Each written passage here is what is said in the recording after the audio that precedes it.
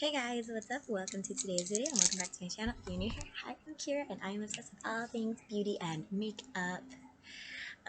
Gosh, I'm doing a makeup and mystery and we're going to be talking about King Tut, which is a mystery instead of like murder mystery, because I kind of like go back and forth between things that like intrigue me, and King Tut's case intrigues me. I literally just said, Mommy's filming, and Kai came in here. He's a wannabe star child. I also was playing a little bit of Sims 4 today. I saw online that Sims 5 is going to be multiplayer. I don't like online games, so I hope that there is the option to turn that off. And also, I'm not paying for a subscription to it every month. I want to pay for one price, $40, and have it, or $60 or whatever it is, but I'm not paying that price if I can't turn off that multiplayer because I don't play with other people. Don't like that. So my heart has been crushed. But anyways, we're going to be talking about the case of King Tut. So what makes this case so intriguing is the fact that when they actually found King Tut's tomb and they finally opened it, it was so he was so remarkably preserved. And that's like something the ancient Egyptians are like really known for, is that like they had some decent knowledge on like preserving bodies. And I mean, he was so well preserved that they were able to do like different tests on him and determine like he was 19 years old. They were able to determine, or around 19 years old when he died, which is apparently really common back then. So apparently he was like around 19 years old, and they were able to determine that he married his half-sister, which apparently back then the ancient Egyptians believed in like incest, and like they thought like keeping the royal bloodline pure. So like apparently it was really common for pharaohs to marry their sisters and stuff like that because they wanted to keep the bloodline pure. Gross.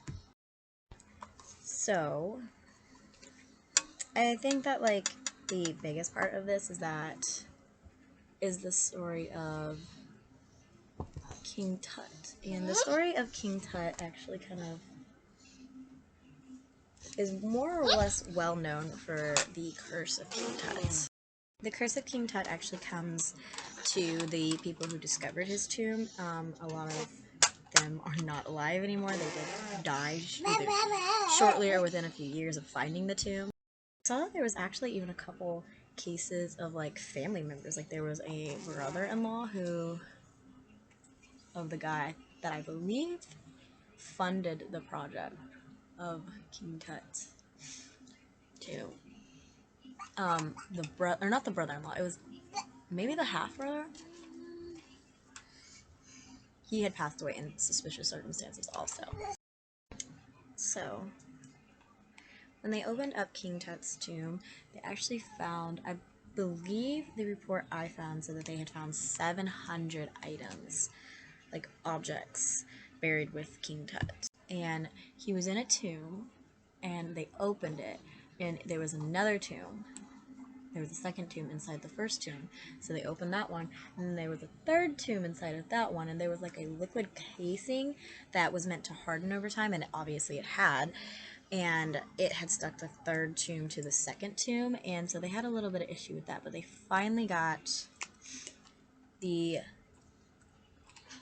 second tomb and the third tomb apart. And that is where they discovered King Tut. Now, like I said earlier, the Egyptians are actually, like ancient Egyptians are actually very, very well known for being like masters of preserving bodies, like on levels that we can't even begin to comprehend today.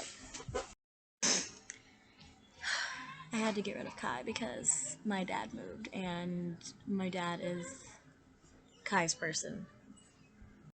Kind of like lost my spot. But I think that the most scientific way to believe this, like a lot of people believe it's the curse because of the superstitiousness, and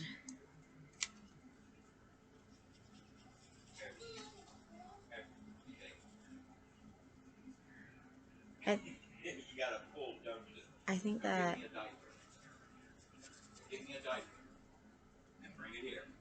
I think that most scientific people want to believe this, and this is actually what my dad and I talked about. I think that most scientists, like scientific people, wish to believe that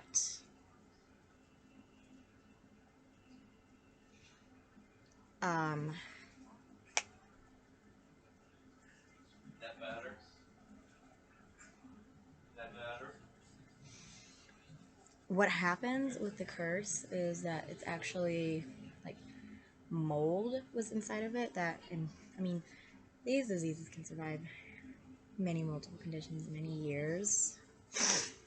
And when the tomb was opened, it released the spores into the air as a disease does. My dad said the same thing, but he said germs instead of mold.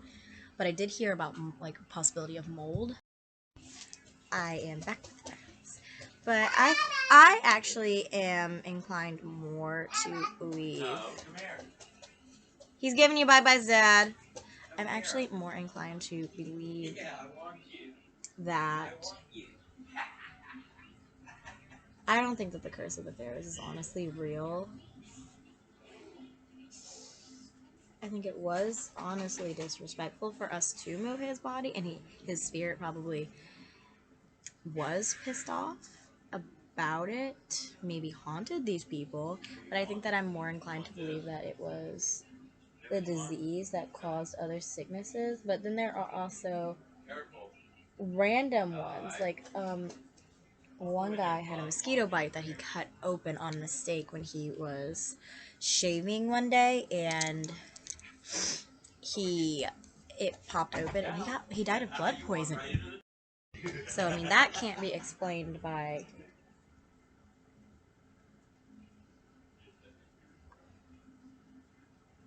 the mold or a disease. That I think is just bad luck. Another accident is this guy had his house burned down, and then when he was rebuilding it, it caught a flood. See, that can't be explained by a disease either, which is why I think that maybe King Tut was pissed off in spirit about his body getting moved and haunted them, but I don't think that he cursed all of them to die. Even though it is said that somebody had a bracelet that said something along the lines of like he who moves my tomb or like is gonna die or something like that, something along the lines of whoever moves my tomb is dead, basically, was the gist of what was written on this like bracelet thing. I mean, I don't think that it was okay to move his tomb. I feel like even entering it probably was really disrespectful, but I feel like instead of moving it, maybe we could have examined it there. I mean, even the technician that did like an ultrasound type thing on King Tut to kind of like examine his insides and stuff like that, like even he was supposedly affected by the curse, and I don't exactly know how. I'm almost positive he was the one that had like his wife died instead or something like that, or his wife got cancer or something, and I'm pretty sure one of them even did get cancer. I mean, there's not that many people alive from the excavation of King Tut's tomb. I mean, if you are curious, then I really suggest Googling it and checking it out because it's an amazing story. It's pretty unique. It really, really, really, really is. And King Tut is probably one of the most famous pharaohs that we know of because of how his body was found. I don't think I talked about it, but apparently he was said to have died around the age of 19, which was apparently like really common. I mean, apparently back in this time, it wasn't even common for people to live to 40 years old. Like, how crazy is that? Like both my parents are over 40. Like my dad's in his 60s and my mom's in her late 50s. And back then, that age was unthought of. That's really crazy. Could you imagine only living to the age of 40 years old? I mean, I'd have 2 kids if we only lived to 40. My life would be half over. My sister's would end this year because she turns 40. So anyways, that is the story of King Tut. I think you have a radar. So so that is the story of King Tut. I hope you guys enjoyed this video. So of course, like, comment, subscribe, and ring the bell. All the social media stuff. I'm gonna end it here. I'll see you guys in tomorrow's video.